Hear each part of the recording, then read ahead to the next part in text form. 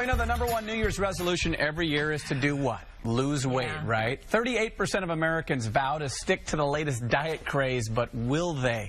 Our next guest, author of Why Diets Are Failing Us, explains exactly why most diets don't work. Please welcome Peter Greenlaw. Hi, Peter.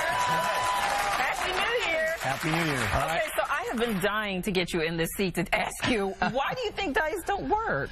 Well, they don't. I mean, according to the NIH, 98% of all diets fail. You got a $50 billion industry that fails 98% of the time. What a great business, right? But the basic reason is that the whole concept of dieting, which is based on reducing calories, is the most illogical thing that ever existed. What no one has ever talked about is the nutritional density of the calorie. So instead of counting calories, we should be making every calorie count. And what happens when you go on a diet and you lower calories, the thing that we're not taking into account is we're also lowering the nutritional density. We're starving ourselves to death when we go on a diet. The body goes into starvation mode and it stores fat. The exact opposite of what you want. Even if you're eating, because I'm on a diet right now, and I'm reducing my calories, but I'm eating salads and vegetables and proteins. Like, let me know how that turns out. Okay, let's take a bowl of spinach. Well, so far so good. I'm down. Watch this. A bowl of spinach, 1952, UCLA did a study that in order to equal the nutrition of one bowl of spinach from 1952, today you've got to eat 42 bowls of spinach. Why? Because the nutrition in our soil has been destroyed by herbicides and pesticides and over-farming. I mean, 1930, we produced about 40 bushels to the acre. Now we're doing 200 bushels to the acre. Okay. And what's happening is the soil is so broken down that the plants aren't absorbing any nutrients. You notice I'm holding an orange here, okay? Yeah. Your grandmother could have eaten this orange. Today, all of us, and I love oranges, have to eat 9 oranges to equal the nutrition that our grandparents got from 1 orange. An apple from 1976, they estimate today you got to eat between 6 and 12 apples to equal the nutrition of 1 apple. So by you reducing your calories, you're putting your body in a state of starvation. Wow. That's why people overeat so much. What about organic farming? Does that change at all?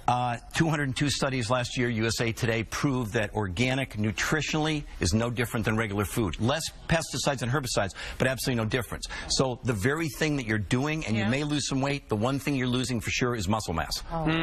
Because in But even if I'm in the gym building muscle? You're not building muscle. And I'm drinking protein right afterwards? You don't have the nutrients, okay? And the thing is that in all these diets, the thing that the doctors warn against, and I'm on board, don't lose more than a pound a week on a diet because you're losing lean muscle mass. The idea is to infuse the body with massive amounts of nutrients in the fewest calories possible. Okay, be specific on what nutrients are. How do we get them? Okay, well, the thing that we're missing the most are basically a huge component of the periodic table, which makes up nature, okay?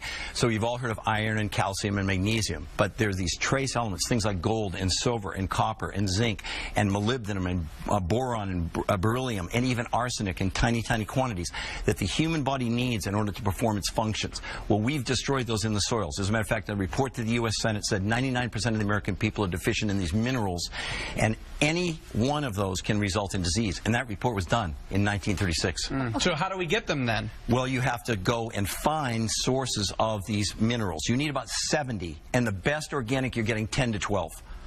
Go ahead. So you're saying that we are counting calories so much that now we're not getting enough nutrients and our body goes into starvation mode. Absolutely. What does starvation mode mean for our bodies? Well, basically it's called ketosis. And in simple layman's terms, what it means is that the body will begin to stop burning fat and store it because we're in starvation. The body's in panic mode, basically. So it doesn't matter how much exercise you do. No. It doesn't matter how well you... No, that can actually make it worse because now you're eating food with no nutrition in it, and what happens is the body gets to a choice point. It only has 3 things it can burn: sugar, muscle, and fat.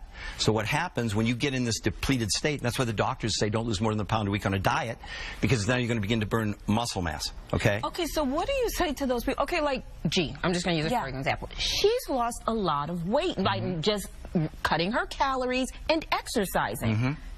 It's worked. Well, let me just say this to you. The biggest factor in all of this is toxins. Toxins in the water, air, food, carpet, shampoos, whatever. As we're ingesting these toxins, what the body's doing, even for someone like yourself that's really in great shape, I work with some of the top trainers in the world, and when they take MRIs of these people that are in incredible shape around the brain, the kidney, the liver, the pancreas, we see this white halo of this toxic fat. It's called the body's toxic burden. No amount of exercise or diet gets rid of them. And the American Society of Endocrinologists named these fat cells because what the body's doing, the immune system can't deal with toxins. It takes the toxin, stuffs it in a fat cell. No amount of sit-ups, exercise, whatever will get rid of what's going on basically around your liver, etc. The body's trying to protect itself by encapsulating the toxin in fat cells. So any diet you're on, you're not losing any toxins. You could run from here to Gary even on a day like this. So you can lose weight, but you're not losing the toxins? Absolutely not. I think the thing that really worries me is I've spent a great deal of time and effort and money to eat healthy and to eat organic and to eat grass-fed and try to eat local, but you're saying that doesn't really help. Food will never be enough again, period. It's just proven, I mean, over and over. There's not broccoli, Brussels sprouts, spinach. I don't care what the nutritional value is just crashing. And the scary part is we're using up the soil in North America 10 times faster than we're replacing it. There are estimates now that within 80 years, we're basically going to be a giant dust bowl because we've so over-farmed and we've so inundated the soil with herbicides and pesticides. And remember, we eat whatever they eat if it's a plant or an animal. That's what you have to guard against. And that's what, nobody's talking about this. Like, lower calories, get rid of your carbs. Okay, that's cool. I love exercise. It's great. But it won't get rid of toxins. How do we get rid of the toxins? Oh, okay. Well, we're going to talk about that in the next segment. All right, let's do that. That's a good team, because I'm hoping that there's a better ending to this, Peter, right now. This is very difficult. This is frustrating. I'm not happy with what you're saying. Yeah, so I got a whole bunch more to say. That's right. Peter's going to give us some answers after the break. We'll be right back.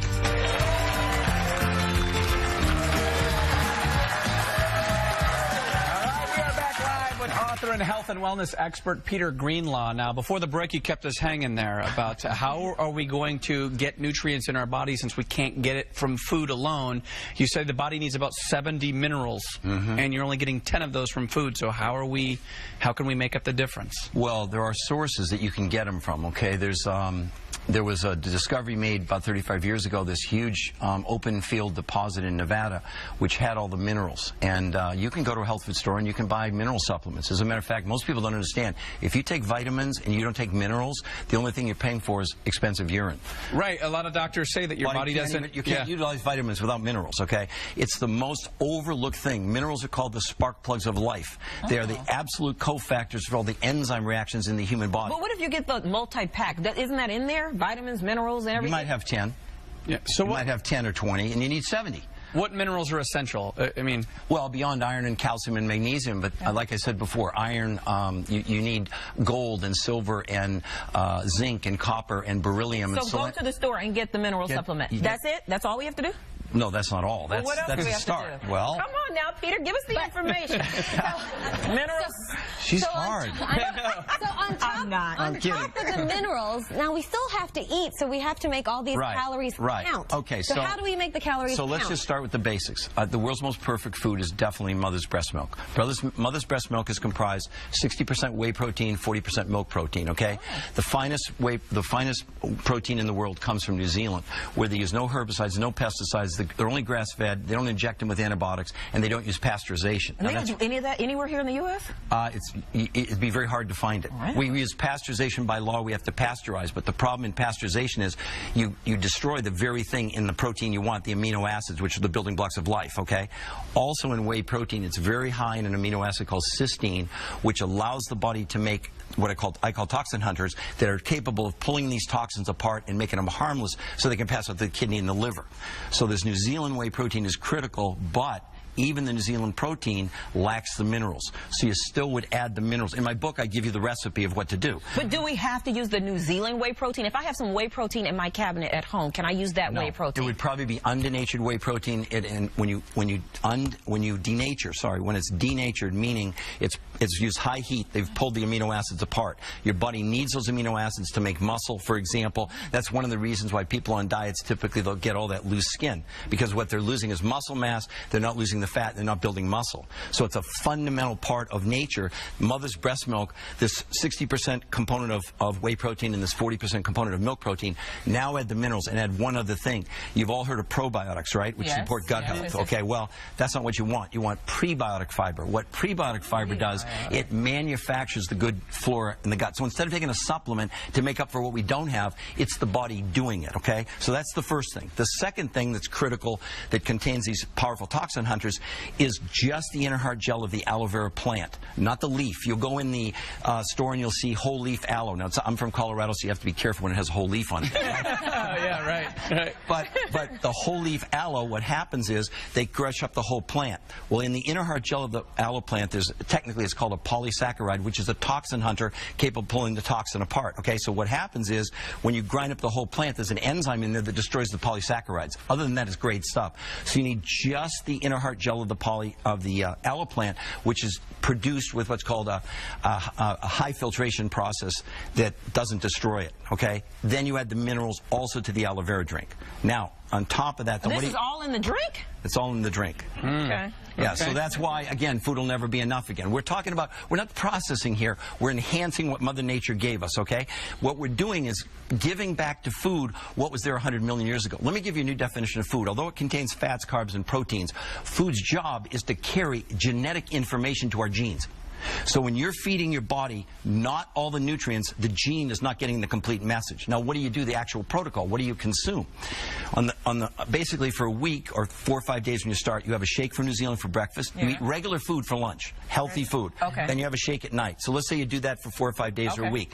Then you do 2 days of what I call nutritional fasting. Now, this sounds like an oxymoron. What you're doing is, see, all you have to do to detox, stop eating for 4 hours, you start detoxing. But as you begin to release the toxins, you have nothing to break them apart. So what the body does is takes them and stuffs them back in fat cells. So on the 2 days of nutritional fasting, you basically have 4 ounces of the aloe vera 4 times a day, and your body will naturally burn off sugar. Do you feel satisfied? I work with people who weigh 600 pounds that are totally satisfied. I have one guy that lost 387 pounds in 22 months. He has no loose skin. Okay, that guy was not having like tofu for lunch. Well, you got to check out Peter's book. It's called Why Diets Are Failing Us. It's available today, and guess what? Everyone in the audience is going home with a copy. Thank you, Peter. Thank you. Yeah, let us know how it works out for you. Coming up, Peter. we're going to talk to someone who lost nearly 100 pounds working out at a gym designed for the ultimate weight loss success. We'll be right back.